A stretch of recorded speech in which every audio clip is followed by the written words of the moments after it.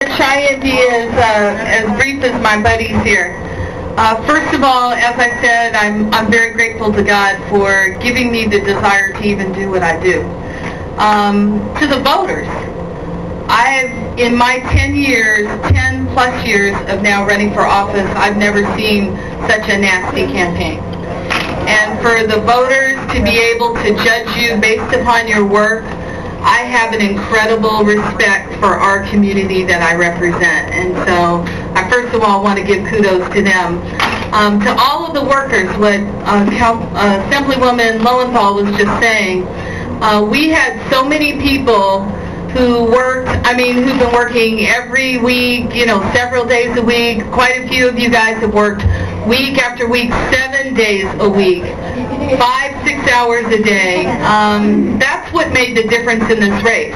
If you didn't notice in my race, if it was about signs and money, we would not be where we are today.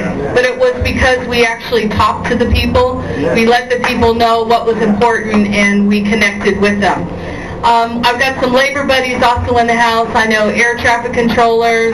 We've got laborers who we were at calling tonight and every night.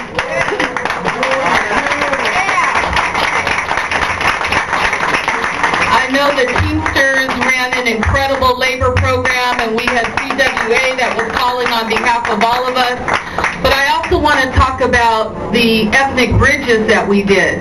How amazing. Who could think that you could beat a coalition of Samoans,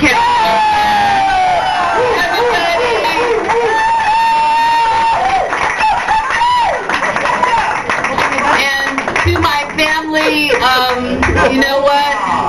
My mom, who I still call Mommy, and my sister, they are amazing. I can't tell you, this year was the first year, for the first time, that I ever questioned wanting to do this. And a lot of it was because of what they were put through and what they had to see. And so I love you guys very much, and thanks for always hanging in there with me.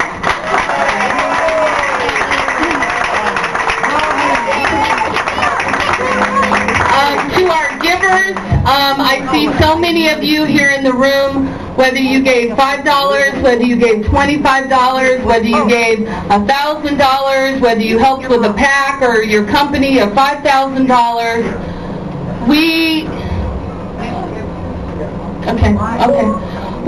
Let me, just something about the givers. In this race, in September 30th, my opponent, the Republicans, had put in $1.2 million, and by the time you look at the independent expenditures from Des Moines, Iowa, it's got to be well over $1.5 or $1.7 million. And you guys we fought $1.7 million with $500,000 and kicked her.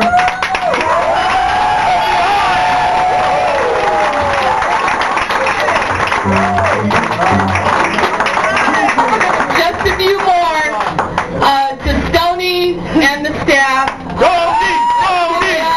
Stoney, where are you?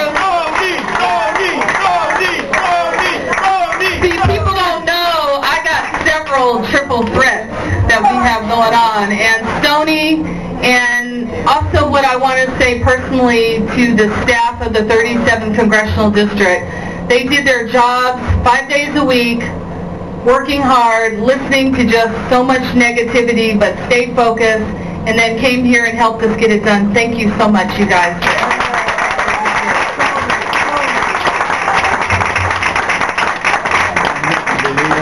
I'm going to save this last one for my last comment.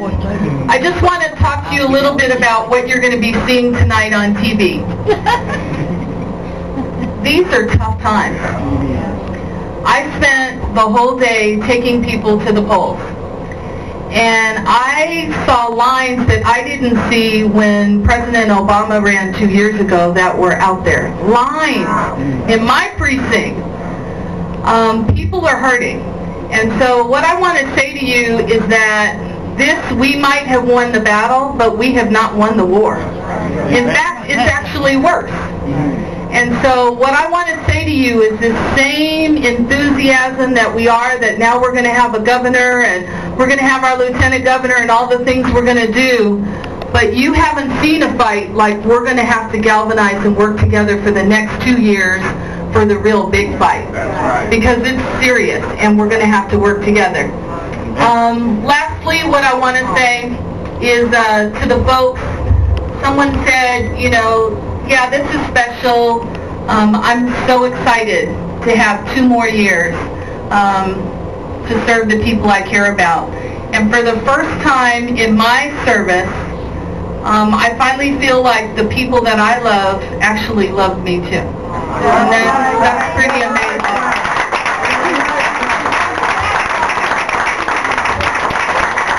But of all of that I said, and I said this last night when we were working here, and I'm going to say it publicly to all of you, and I'd like the presidents of our clubs to come forward. The best thing, though, that I want to tell you that came out of this election was that we worked as a family and as a team. Yes.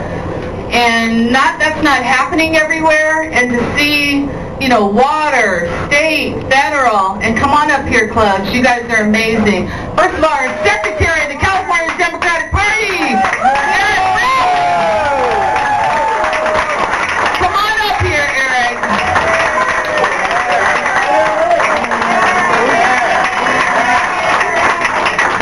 This guy does not get the credit that he deserves. He's quiet behind the scenes, but he bleeds Democrats. Bleeds Democrats. We have Corey of the Lambda Democratic Club.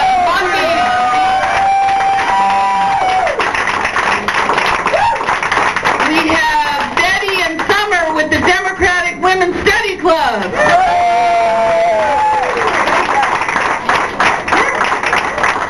We have Skidoo, where's Celissa? Come on up here, girl. She was amazing.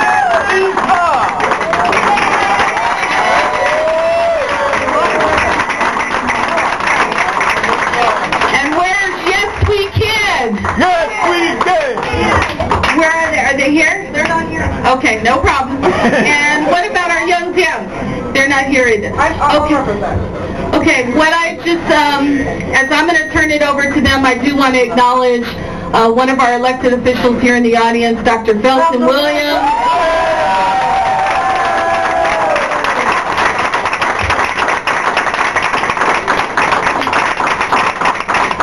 Is Ray here? Huh? What? Ray left. She left. And our Councilwoman Ray Gablish was here earlier. Give her a round of applause. We also had Councilman Garcia. We had Councilman Patrick, who was here, Patrick O'Donnell. We also had last night James Johnson talk about our team. And I left out, I didn't see my nephew. Where is he? Oh, there, Trey, my buddy. And Scanner. So, with this, I want to turn it over to Celissa, and no, I want to turn this over to the club.